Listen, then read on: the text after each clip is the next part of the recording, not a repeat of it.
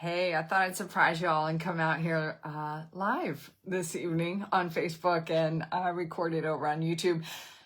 Thanks for joining in for our weekly Bible study. Tonight's topic is about clarity in the middle of chaos. We are studying Acts 27, kind of rounding out this book over the next few weeks. And then I've been working on this study for the spring. I'm totally excited about. I am going to surprise you with the book when we open up for that first night. But know that it's a book that's not normally taught from a verse by verse perspective, but I have been diving into it and I can't wait for you guys. Probably the next 4 or 5 weeks we'll be throwing that out there. But as we're rounding out this book of Acts, we've been in here almost a couple of years now studying this book. It's the life of Paul. It's written by Luke, who's a physician, and he takes a very keen eye, I should say, into the account of as an eyewitness, really, to what's been happening with Paul. And so I want to just welcome you. If it's your first time joining in, wherever you are, glad that you're here and gathering around these ancient texts that are writings that have been bound together in a book that is known as the Bible, written thousands of years ago. But I believe that there are truths in here that we can still use in an ever-changing world that we're living in today. Good evening, David. Thanks so much for your steadfastness, consistency, and your love for the ministry and for the work that we're doing over here. Appreciate you and all the time you've spent on the prayer team and also here in the comments in the chat as we go live on Facebook. So thank you for that. Last week, we dove into a lot of verses, Acts 27 verses 4 through 21. And we were looking at this voyage that Paul is on with at least a couple of other people who are with him. He's a prisoner. He's in chains. And there's a request that Paul has made, which is, if I'm going to stand trial after being here for 3 years, going on 3 years now, I don't want to do it in front of the Jews. I'm a Roman. Send me to Rome. I want to be tried before Caesar. And so he has been granted that. There is a centurion who is there with him, and they are going port by port into Rome and started over in what we would know as modern day Turkey. Now, as we are passing by the island of Crete, last week we saw that we were in a port and Paul said, I don't think we should go. And everybody looked at him and was like, the owner of the ship says we need to sail on. The captain's good about us sailing on. And the majority of people on the ship are like, hey, let's row. And it's the beginning of the winter season. And in that area, storms. And so as soon as they headed out, a storm hit. And we talked last week about a couple of things, but one of the things we discussed was, it's not really about your title. It's really not. I mean, Paul had no nautical authority. He didn't have any financial investment in the ship, but he had wisdom. And sometimes we look at titles and money as power for people to make decisions. And then those who are in decisions, if they hear from someone else who maybe doesn't have a title or experience, but has something to say, at least have the humility to be able to set aside any pride that you have and listen with an open mind, but also an open heart to be able to discern and consider the wisdom that's being presented, even if it's somebody without rank. So that's what we talked about last week. And if you would like to dive into that study, it is from February 19th, 2026, and the title of it is The Prisoner Was Right. That's Acts 27 verses 4 through 21. We are going to finish off 21 and dive right on in through 26 tonight. We're reading in the Amplified Version. Several versions of the Bible you can choose from. Every week I try to use something different. I believe that we can learn when we can understand what we're reading. And so there are some that are a little more difficult, a little more literally translated. Some of them are a little more broader scoped so that you kind of get a general idea and a bigger understanding of what was happening at the time. This amplified version kind of puts words in parentheses to say, hey, this is what I'm saying, but let's fluff this out a little bit so you get a little better understanding of what the words were in the Greek or in the Hebrew that was used here as it's being translated to English. You can download an app, go on your laptop, tablet, phone, electronic device, and find an app in your app store called Holy Bible or Bible. Doesn't really matter which one you use. Find one that's easy for you and dive in. This starts out here by reading. After they had gone a long time without food, they're seasick. They're stressed. The adrenaline's kicking in. They've been, since they've left port, we'll find out here in a few verses, probably next week, that they've been out here 2 weeks, getting thrashed about in the middle of the sea, and it's scary. It's all they can do to keep this boat afloat. And Paul stood up before them. Now, he already did this. We read last week when he was in port, and he warned him, hey, I don't think we should go out. And here we are getting knocked around in the middle of the sea, and Paul stood up before them and said, men, you should have followed my advice and should not have set sail from Crete and brought on this damage and loss. Oh boy, here we go. Here we go. On the surface, it looks like Paul says, told you so. Told you so. But you've got to look at the timing and you've got to look at the tone.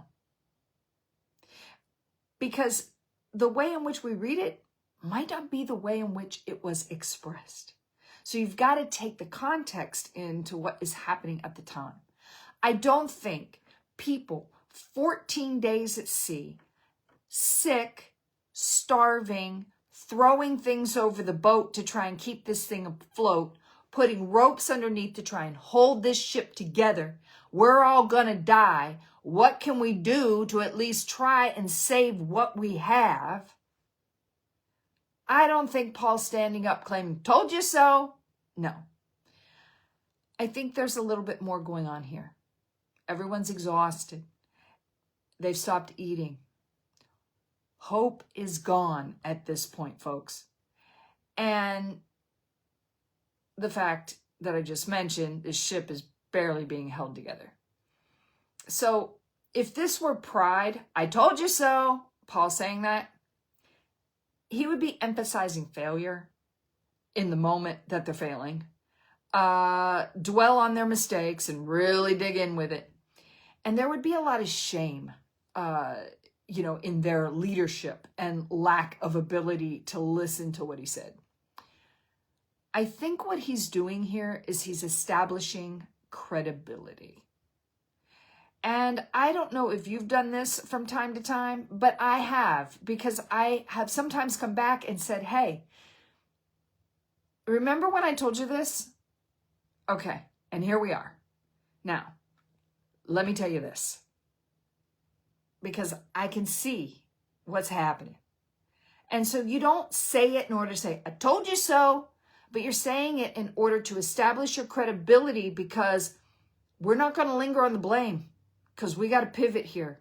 There's other things cranking, and we need to move in this direction. Listen up. Listen up. This is what I told you before. Here's what I'm telling you now.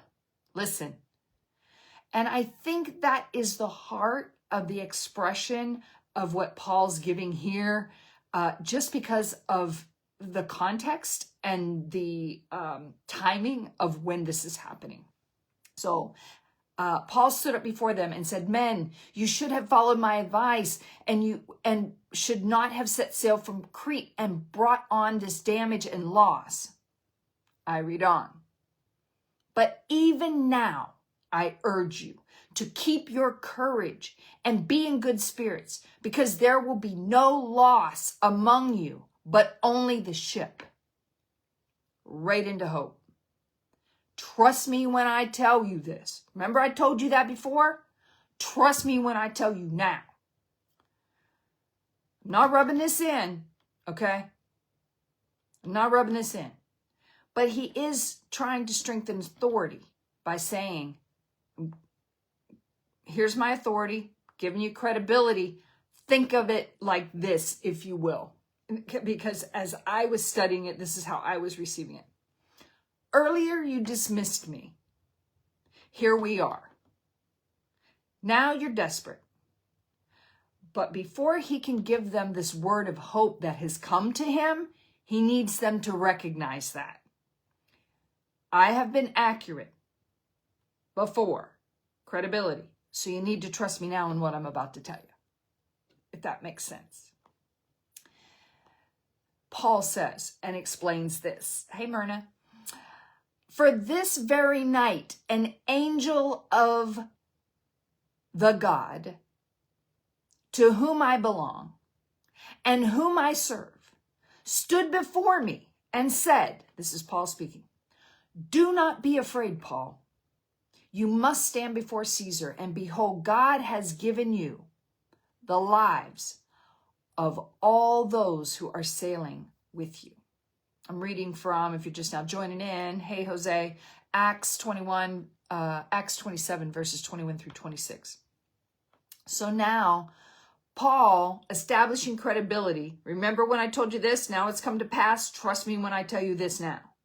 For this very night, an angel of God. Okay, for this very night. This night, when we talk like that, this night, like, depending upon where you are in the day, right? If it's 8 o'clock in the morning and you say this night, if it's 2 o'clock in the afternoon, you say this night hasn't yet come.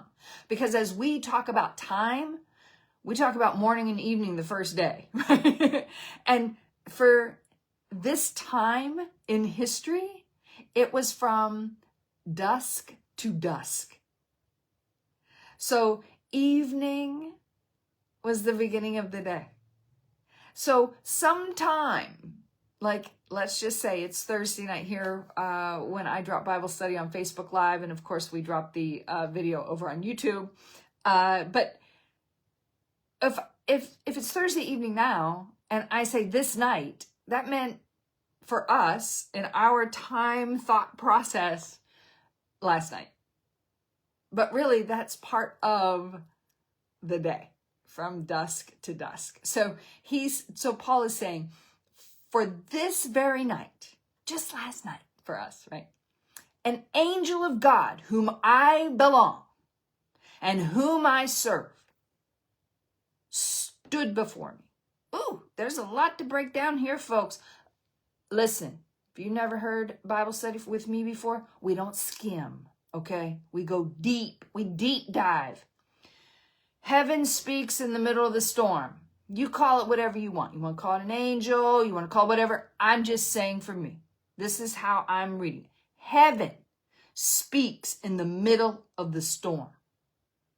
Not the beginning of the storm. That's my point. In the middle of the storm. This is a huge teaching point. Bonnie Jean, our prayer team's praying for you and all your full recovery. We love you. We love you so much. The teaching point here is that God often gives reassurance during our endurance. Ooh! God gives reassurance during our endurance, not before the difficulty. The storm was not proof that God had abandoned them. How many times have you sat in your own storm, metaphorically, and said, why is this happening to me? What have I done wrong? Have I wronged somebody else? Why am I in this storm? Maybe because you're supposed to be in it. Maybe because you have something to learn. Maybe because those around you have something to learn through you. Why is it always about you? Why do you think it's something bad? Storms come and storms go. I just want to know. Do you, when you're in the midst of the storm, ask yourself why? Because the storm was not proof that God had abandoned them. An angel of the God whom I belong.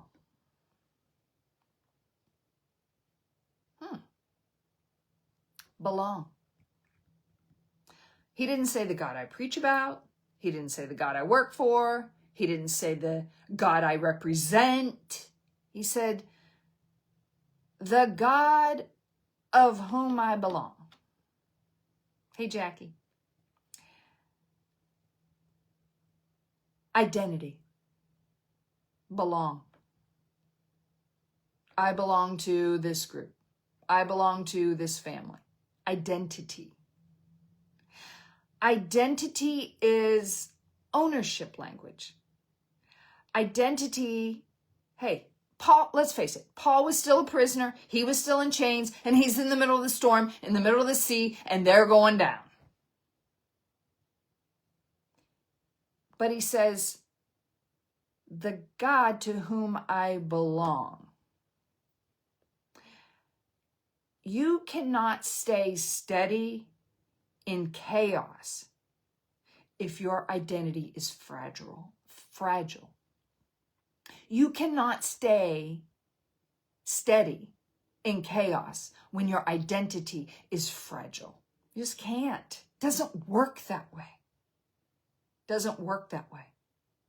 Because once you know who you are, now you can know what to do. Because see, Paul says next, the God whom I belong and for whom I serve. Belonging produces service. I am the spouse of. I am the daughter of. I am the son of. Even in chains, even in storms, we belong. Identity. Remember who you are. Remember whose you are. Just because you're in the middle of the storm doesn't mean that your calling is suspended. Oh, I'm out here rocking and rolling. Bad things are happening in my life. I can't do anything else. What about your calling? You know, it's amazing to me. When we get scared, our focus narrows. Right here. But once we can gain our identity and we know our calling and what we're called to do, things begin to open up a little wider and the fear is set aside. And Paul describes what this angel, what heaven was speaking. Stop being afraid. You must stand before Caesar. Paul's purpose is being reaffirmed here. See, Paul was told over in Acts 23, you're going to Rome. So he knew. Here we are 3 years later. But I mean, he knew. I'm eventually going to be going to Rome. And now he's on a ship. Guess where they're going? Rome. Things are lining up. But now it looks like we're going to die out here in sea on a winter storm that we should have never been out here on in the first place. Yeah. And this angel at night came to Paul and said, hey, you, don't be afraid. You're going to go to Rome to see Caesar. So I love hearing that the angel told Paul not to be afraid. Paul was not bulletproof. Paul was not fearless. Paul was afraid that an angelic being came to him at night, spoke to him in his understanding and said, don't be afraid. I don't know who all's sleeping on a ship at night. It's being tossed and turned upside down. ropes trying to hold the thing together. But what this tells me tells us, Paul was afraid. You don't tell somebody, don't be afraid, if they're not afraid. Paul must have been afraid. You know what that tells me? He's human. Fear is understandable. It's part of our humanness. We feel the fear. You can face everything and rise, or forget everything and run. But it is in fear, if we go back to the Old Testament, God told Joshua, take up your courage. Do not fear, for I am with you. The Lord is with you wherever you go. Take courage. Taking courage means you already have it. You just have to take hold of it. The courage is there, here. When you know your identity and you know your purpose. When you know your Creator and you know your calling. So that when the Spirit comes to speak with you through the ancient texts, through meditation, through prayer, through wise counsel, you're able to hear. Stop being afraid. God had already told Paul that he was going to testify in Rome. The promise here is being reinforced. So when God declares purpose in your life, the environment doesn't have the final authority. It just doesn't. You know that you know. You know what you see. It don't look good. But you know that you know. Right? Bonnie Jean says in the Facebook chat here, face the fear and do it anyway. Right? Do not fear or be dismayed, David said. I say this. Fear, we will always have this side of heaven. It is built into our humanness. And there is a level of fear that's healthy to have. And in the midst of a storm where people are seasick, starving, throwing food overboard, lightening the loads, they've already thrown over the mast, the sails, they're trying to lighten everything up, trying to keep the water out. I'd be a little fearful. Be a little fearful. I was with a colleague today and we were driving around hospital. As many of you know, I work in the medical industry. In rehabilitation, I'm a qualified rehabilitation specialist and disability management specialist. And so we meet people with disabilities, quadriplegics, amputees, catastrophic injuries, and people who currently aren't able to function fully. Some may not. There's a fear that lies there in the unknown. But if you still have a pulse, you still have a purpose.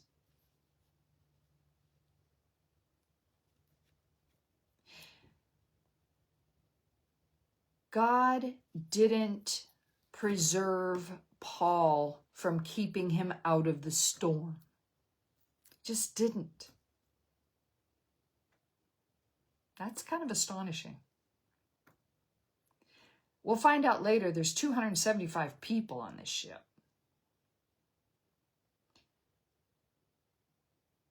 The angel reaffirms the purpose.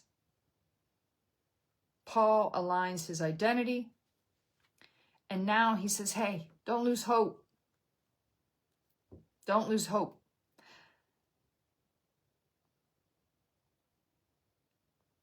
Stop being afraid.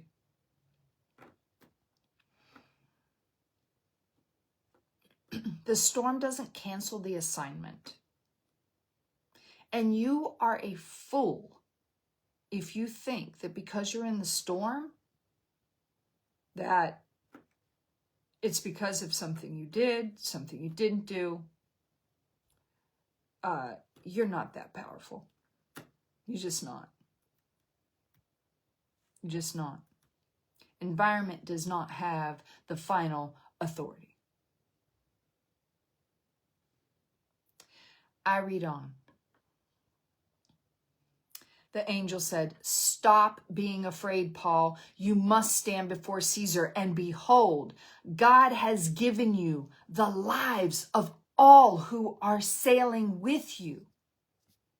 Ooh, this is a powerful moment. Let's take a pause here, shall we? Because this is pretty incredible.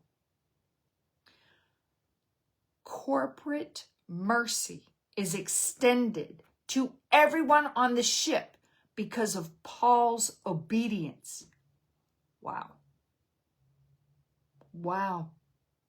Paul's obedience. Interesting, isn't it? Interesting. And I think about that in a lot of ways because structures can break. The ship can go down. There's a lot of tension, a lot of stress. The storm didn't stop when the angel spoke. The waves didn't calm. The wind didn't die down. But Paul became steady because his purpose was reaffirmed, and he was shored up by saying, this ship isn't going to go down. Oh, and by the way, none of these people are going to go down either. And behold, God has given you the lives of all of those who are sailing with you. Structures may break, folks, but purpose will not. Purpose will not. Because in this, it says, and for me to go a little deeper in this, this is not descriptive. It's prescriptive. Because it shows what happens. It doesn't, I guess my question is, how do we get an angel to come and talk to us in the middle of the night? Man, wouldn't that be great? Where's the formula here in this? Tell me how we get the angel to come down and talk to us.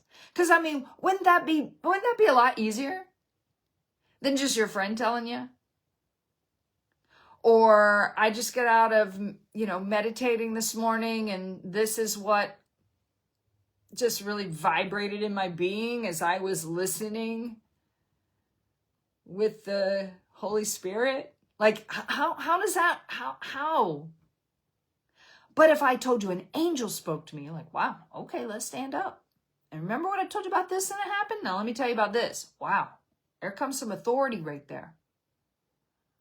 So how do we get the angel to come down? Where's that here? Wouldn't you want to do that? Like, if I do X, then an angel shows up. It's not prescription. There is no prescription here. You cannot manipulate yourself emotionally. You can't become discouraged when nothing dramatic happens in your life. Paul showed up a couple weeks before this at a shipping port for a few days while they were offloading and unloading cargo. And he had some friends that happened to be there, and he had built relationships, and this centurion gave him, named Julius, gave him, I believe it was, don't quote me, gave him permission to go and stay with his friends for a few days that he hadn't seen in years. He's in chains. Hey, I'm a prisoner. Didn't you get my text message? I was coming into town. I Ubered over. Like, no, he just shows up. And they're like, Paul, oh my gosh, where you been, bro? Come on in.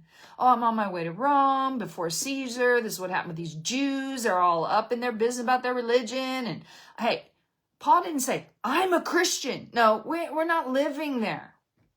He said, I belong to God. Jews, Gentiles, Christians, Muslims, I belong to God, is what he said. The God I belong to. And I also serve that God. An angel came to me from God and told me that he didn't pray some special formula to make that happen. He didn't manipulate the heavens, okay? There were no tea leaves and all this other bullshit. None of that. That's important to know.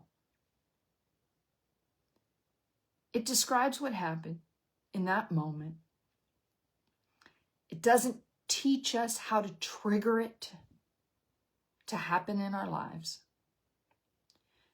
But now let's go a little bit deeper. The real question under the question probably is this. It's not so much, how do you get the angel to come down and speak to you?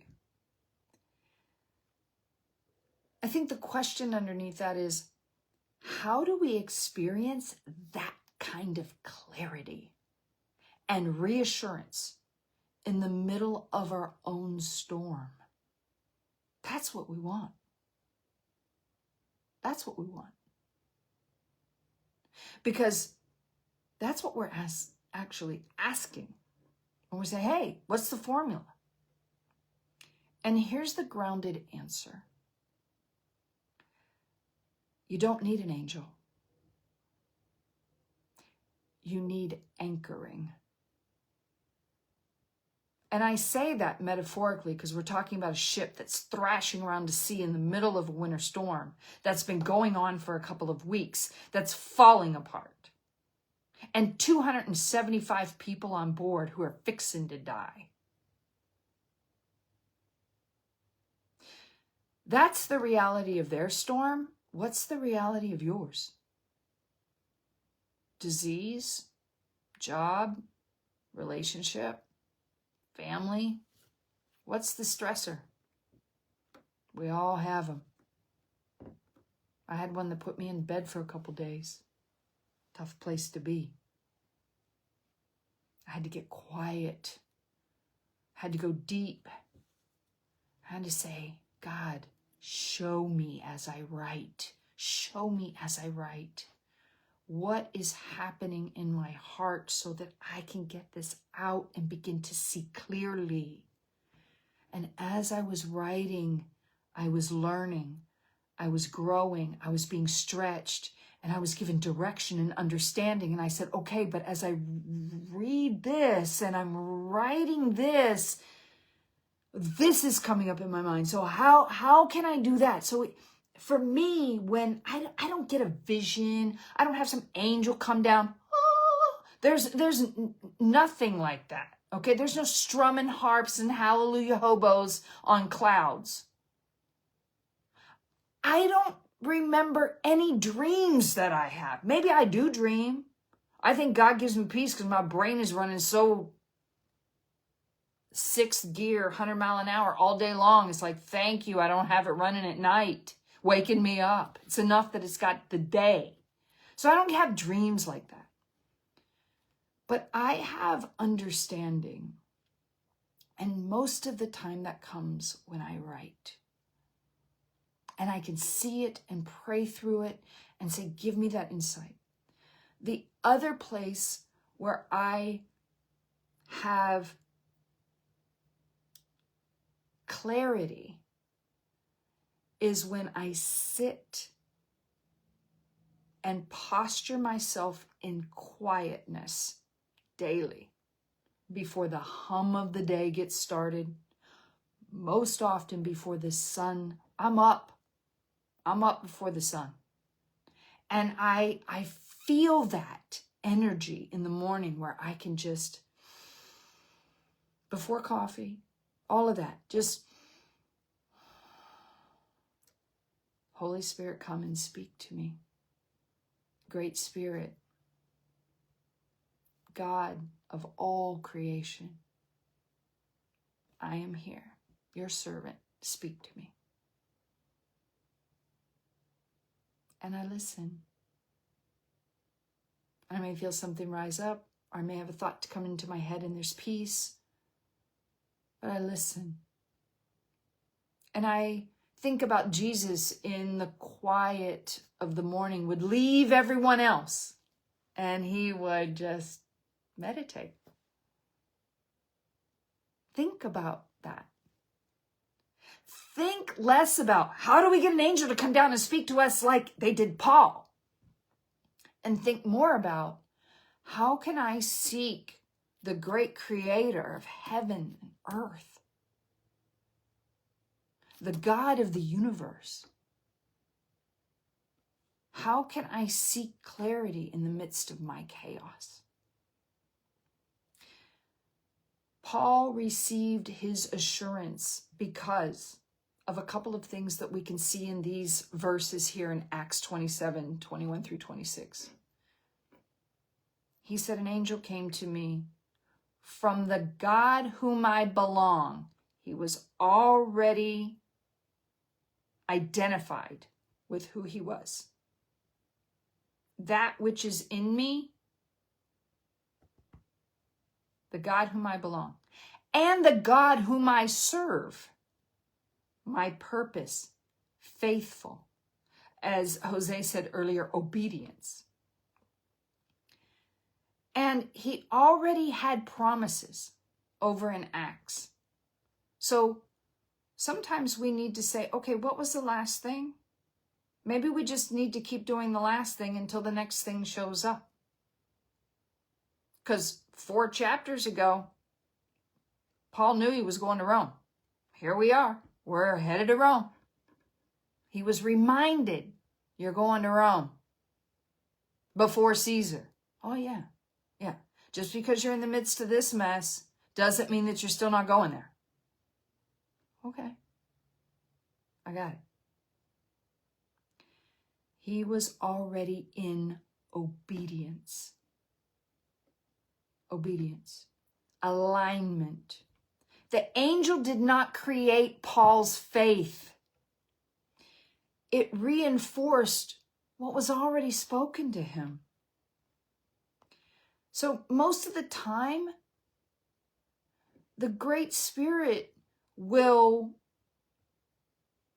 steady us through, if you will, with scripture, prayer, the Holy Spirit as our inner witness, wise counsel, quiet conviction that I just described, peace that doesn't make logical sense, like just doesn't. And most oftentimes, there are no visible angels. And here's something pretty sobering as I wrap up. If you need a supernatural encounter every time there's something that's getting difficult in your life, your faith is built on experience and not on promise.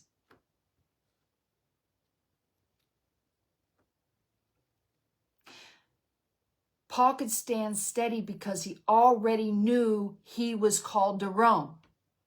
The angel did not invent that. The angel confirmed that. So here's the mature, spiritually mature posture in our storms. It's not if they come, but when. Instead of asking, how do I get an angel to come and speak to me?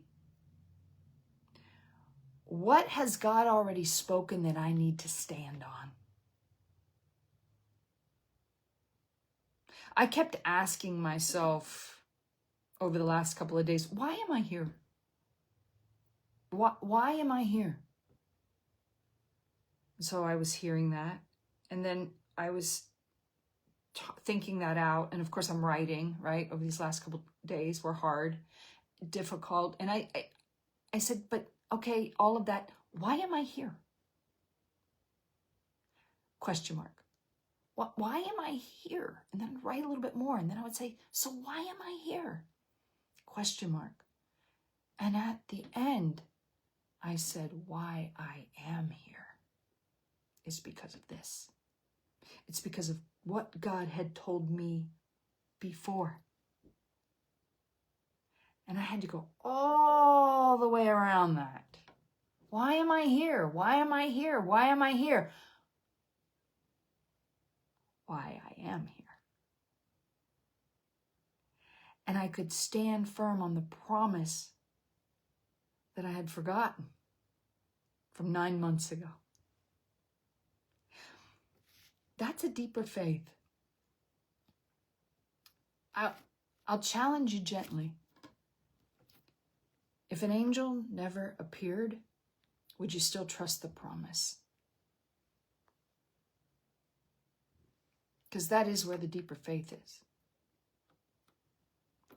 Chris Pratty's in the house tonight, and I want to tell you something, girl. I love you. I love your daughter. I love the legacy that you've created through your children and your children's children. And the jewels in your crown are beautiful. I honor you as a woman of God and a sister. And I thank you so much for being here. You have changed my life for the better in knowing you. And I'm grateful for you in my life. Thank you. Your presence is powerful here. And powerful in my heart. I carry you with me. You're a beautiful soul. Most storms are navigated, folks, by trust in what's already been revealed, not by any new revelation. And over 2 days of nonstop writing, and can I tell you, I didn't even eat. Just a bundle of all of this stuff that was building up, and I was in this storm, and I'm like, why am I here? What is happening? And then I'm trying to navigate through it through a narrative that I'm writing down so that I could see my brain on paper and then also clear it out so I could hear. And what I realized was that I'm not looking for, I don't need an answer for why I'm here. You already told me why I'm here. I just needed to remember what was already promised. It was already revealed. I didn't need a new revelation. What's already been revealed to you in your life?